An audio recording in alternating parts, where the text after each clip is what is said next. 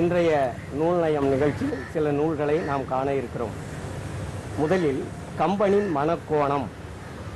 இந்த கம்பனின் மனக்கோணம் என்ற நூலை எழுதியவர் புலவர் குறள் அன்பன் அவர்கள். இந்த நூல் கோயம்புத்தூரை சார்ந்த பெரியார் பாசறையிலிருந்து வெளியிட்டிருக்கிறார்கள். இந்த நூல் முற்றிலுமாக கம்பனை மாற்றுப்பாதையில் சிந்திக்கக்கூடிய நூல். நாம் எல்லாரும் பார்த்திருப்போம். கம்பனுடைய தனிச்சிறப்பையும் ராமனுடைய தனிச்சிறப்பையும் அந்த ராமாயணத்தில் வரக்கூடிய கதைகளையும் காலங்காலமாக கேட்டிருக்கிறோம். அப்படி படித்து வந்த கம்பனை ஒரு மாறுபட்ட சிந்தனை உடையவர்கள் எப்படி அதை பார்க்கிறார்கள் என்பதுதான் இந்த நூலினுடைய போக்கு. இந்த குறளன்பன் என்ற புலவர் அவர்கள் பெரியாரினுடைய நெறியிலேயே வாழ்ந்திருக்க காரணத்தினால் அவர் கம்பனை பார்த்த பார்வை முன்பு பெரியார் எப்படி ராமாயண பாத்திரங்கள் என்று எழுதினாரோ அதுபோல இந்த கம்பனுடைய பாடல்களில் இருக்கக்கூடிய பகுதிகளை தனித்தனியாக பிரித்து அவர் மிகச் சிறப்பாக சில தலைப்புகளை சொல்லி அந்த நூலை கொண்டு செல்கிறார். எண்ணங்கள் என்பது அந்த தலைப்பினுடைய பொருளடக்கம். தந்தை சொல், விண்ணவர் முறையீடு, அயோத்தி ஆட்சி, ஆண்டவன் காட்சி, மகப்பேறு, வேள்வி, பிறப்பும் குறிப்பும், செய்முறைகள், மறுபிறவி, கம்பன் கதைமாந்தர்கள் என்று 10 தலைப்புகளின் கீழ் இந்த நூல் செய்யப்பட்டிருக்கிறது. இப்போ முதல்ல தந்தை சொல். இந்த தந்தை சொல் என்பதில் பெரியார் அவர்கள் சொன்னதைப் போல இந்த நூலை நான் பார்த்திருக்கிறேன் என்று சொல்லி விண்ணவர்களும் மன்னவர்களும் எப்படி ஒன்று சேர்வார்கள், அவங்க விண்ணுலகத்தில் இருக்காங்க, நாம மண்ணுலகத்தில் இருக்கிறோம், கம்பன் 2 பேரையும் எந்த இடத்துல சந்திக்க வைத்தான் என்று அந்த விண்ணவர் மன்னவர் இந்த 2 பேருக்குமான நிலைகள் சமமாக இல்லையே என்று அவர்களுடைய பார்வை அமைந்திருக்கிறது. அடுத்தது விண்ணவர் முறையீடுங்கிறார். எப்படி விண்ணவர்கள் முறையீடு செய்கிறாங்க? அவர்கள் இருப்பதே தேவர் உலகம் தானே. அப்படியானால் அவங்க எப்படி போய் தேவரிடத்திலேயே முறையீடு செய்ய முடியும்? அவங்க அப்போ மண்ணுலகத்தில் இருக்கிற மக்களினுடைய நிலை என்னாச்சு என்ற ஒரு கேள்வியோடு அந்த தலைப்பு போகிறது. அடுத்தது அயோத்தி ஆட்சி. இந்த அயோத்தி ஆட்சியில் கம்பனுடைய கம்பராமாயணத்தில் திரு அவதார படலத்தில் 183வது பாடலை அருமையாக சொல்லி, அருந்தவ முனிவரும் அந்தணாளரும் வருந்துதல் இன்றியே வாழ்வியல் வைகினார், இருந்துயர் உழக்குணர் என்மின் என்பதோர் அருந்துயர் வருந்தும் என் அகந்தை என்றனன். அருந்துயர் என்பதை முன்னிலைப்படுத்தி கொண்டு முனிவர்களும் அந்தணரும் என்னுடைய ஆட்சியில் வருந்தும்படி நான் வைக்கவில்லை, துன்பமில்லாமல் நல்வாழ்வு வாழச் செய்திருக்கிறேன் என்று சொல்வதே அவர்களை துன்பத்தோடும் வைத்திருக்க முடியுமோ என்பது போல சிந்திக்க செய்திருக்கிறது. அடுத்தது ஆண்டவனுடைய காட்சி. ஆண்டவன் எப்படியெல்லாம் காட்சி தருவான்? பூதளம் முழுதும் தாங்கும் புதல்வரை அழிக்கும் வேள்வி, தீது அற முயலின் ஐய சிந்தை நோய் தீரும் என்றான் என்று திரு அவதார படலத்தில் இருக்கிற பாடலை மகப்பேற்றிற்கான அந்த தலைப்பில் கொண்டு வருகிறார். வசிட்டன் தன்னுடைய ஒரு தீர்வை தருகிறான். இப்படி ஒரு மகன் பிறப்பான் என்ற செய்தியை அவன் சொல்லுகிறான். அப்போ அறிவியல் முறையில் மகப்பேறு இல்லாமல் இப்படி ஒரு முனிவரினுடைய போக்கில் ஒரு மகப்பேறு நிறைவேறுமா என்று கேட்கிறார். சரி, ராமனுக்கும் சீதைக்கும் திருமணம் நடந்தது. திருமண முறை எப்படி இருந்தது? நல்ல நாள் பார்க்கிறார்கள். நல்ல நாள் பார்க்கிற வழக்கம் தமிழில் இல்லையே, அது எப்படி கம்பன் கொண்டு வந்தான் என்று கம்பனை ஒரு புதிய பார்வையில் பார்த்து அவர்கள் தீவளம் வந்தது, தாலி கட்டியது, இவற்றை எல்லாம் வைத்துக்கொண்டு இவையெல்லாம் நமக்கு இல்லையே என்று சொல்லி அந்த நிலைகளை எல்லாம் கம்பன் எப்படி புதிய முறையில் கொண்டு வந்து உள்ளே புகுத்தினான் என்று சொல்லுகிறார். ஆனால் தொல்காப்பியனே கூட இலக்கணத்தில் இந்த மாதிரி புதிய முறைகள் வந்திருக்கின்றன என்று சொல்வதை நாம் படித்திருக்கிறோம். ஆனால் இப்பொழுது கம்பன் அதை தன்னுடைய ராம கதையில் ராம அவதாரத்தில் கொண்டு வந்திருக்கிறான் என்று சொல்லி இது தமிழர்களினுடைய வாழ்வியல் கொஞ்சம் மாறுதலாக இருக்கிறதே என்று குறிப்பிட்டிருக்கிறார். ஆகவே கம்பனின் மனக்கோணம் ஒரு புதிய கோணத்தில் ஆய்வு செய்யப்பட்டிருக்கிறது என்பதை பார்க்கிறோம். கவிதைன்றத நூல் தலைப்புக்கிழ கனவுகள் மேம்பட அப்படிங்கிற தலைப்புல சி சுந்தர் அவர்கள் உழவன், வாழ்க்கை, இன்பமயம் அப்படிங்கிற பல தலைப்புல எழுதியிருக்காரு. உழவன் என்ற கவிதையின் தலைப்பின் கீழே ஒரு உழவன் கடினமாக எவ்வளவுதான் உழைத்தாலும் அவங்க வந்து முன்னேற்றத்துல பெரிய இடத்தை பிடிக்கிறது இல்லை. ஆனாலும் உழவன் உழைக்கவே விரும்புகிறான் அப்படிங்கிறத சொல்றாங்க. உழுது உயர்ந்திடும் இல்லை, இவன் உழைக்காமல் இருந்திடும் இல்லை, மாறி அமுது அமுது இவன் ஏக்கம் தீர்ந்து போதும், மாறாமல் வாழ்க்கை ஓட்டத்தில் ஓடும், தடம் புதிய மனம் வீசும் காற்றலை அப்படின்னு சொல்றாரு.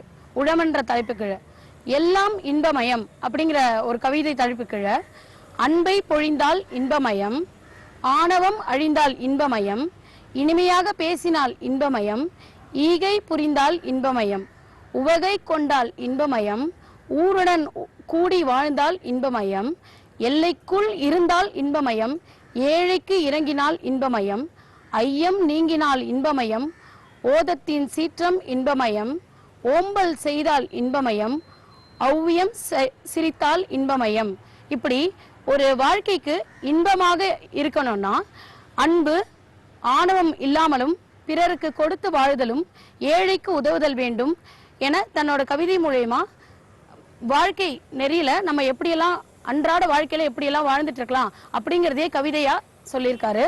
கனவுகள் மெய்ப்பட என்ற தலைப்பின் கீழே தமிழ் பதிப்பகம் மூலமா சி. சுந்தர் அவர்கள் கூறியிருக்கிறார்.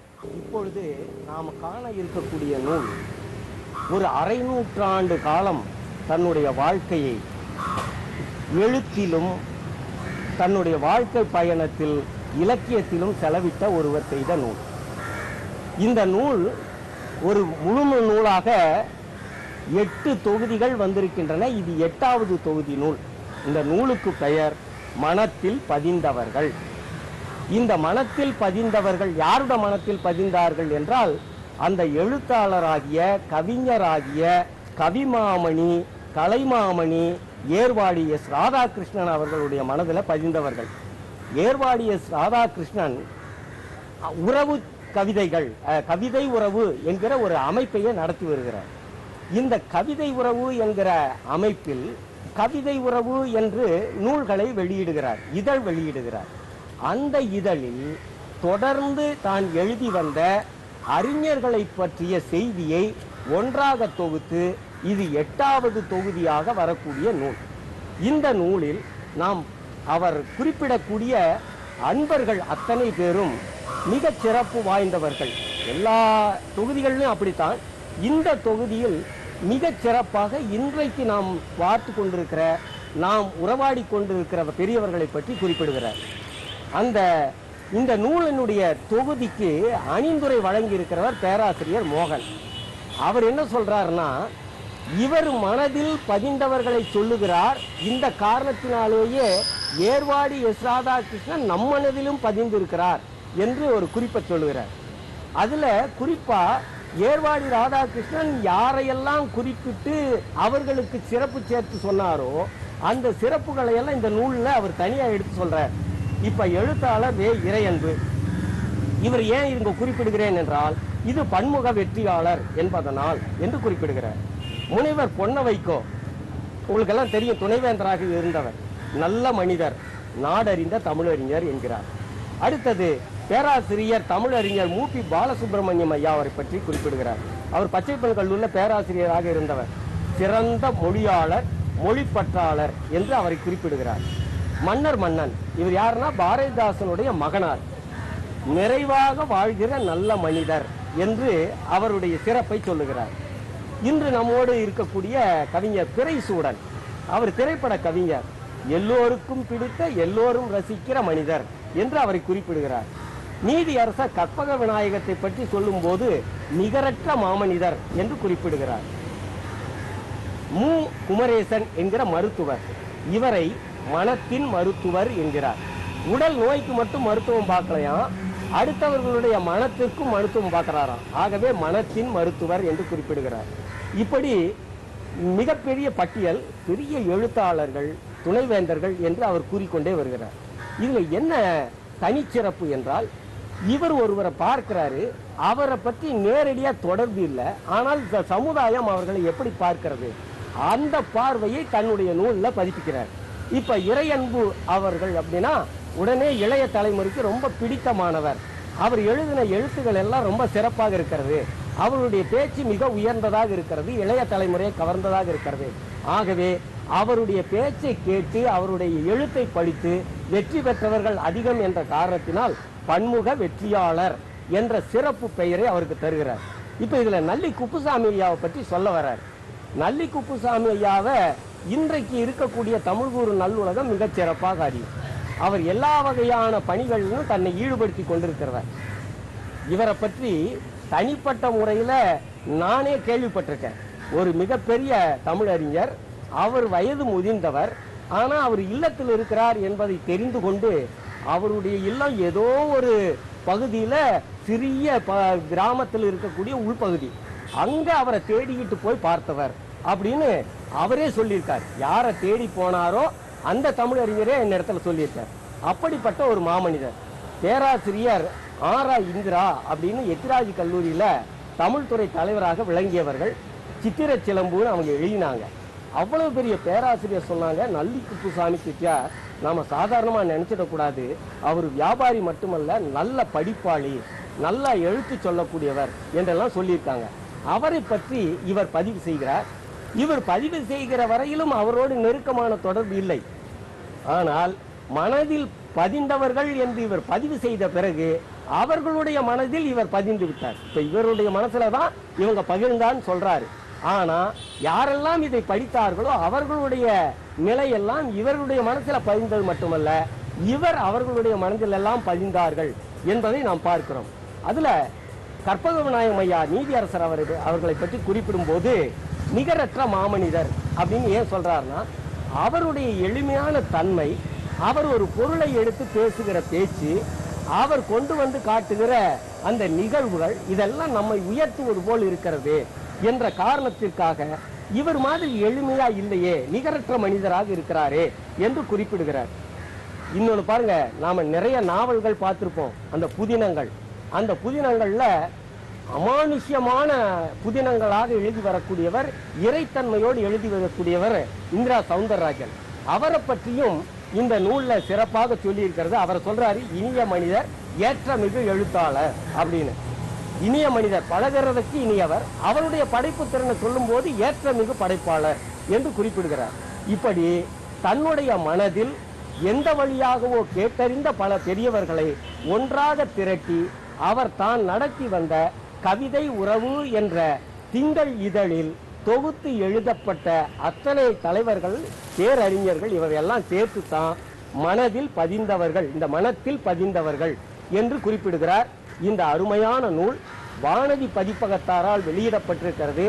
வானதி பதிப்பகத்தை இன்று நடத்தி வரக்கூடிய வானதி திருநாவுக்கரசு ஐயாவுடைய மகனையும் சேர்த்து இந்த பதிப்பில் குறிப்பிட்டிருக்கிறார் என்பது சிறப்பு. சிறந்த மருத்துவர்களை, நாட்டிய அறிஞர்களை எல்லாம் குறிப்பிட்டிருக்கிறார். ஆகவே இந்த நூல்களை வாங்கி படிப்பது என்பது இந்த நூலுக்கு மட்டும் சிறப்பு சேர்ப்பதல்ல, இவர்களுடைய சிறந்த உயர்வான சிந்தனைகள், அவருடைய செயல்கள் எல்லாம் படிக்கிறவர்களுக்கும் வரும் என்பதனால் இந்த நூலை, அதாவது மனத்தில் பதிந்தவர்கள், ஏர்வாடி எஸ். ராதாகிருஷ்ணன் ஒரு கவிஞர் என்பதையும் கடந்து ஒரு சிறந்த எழுத்தாளர் என்று காட்டுகிற நூலாக இது அமைந்திருக்கிறது.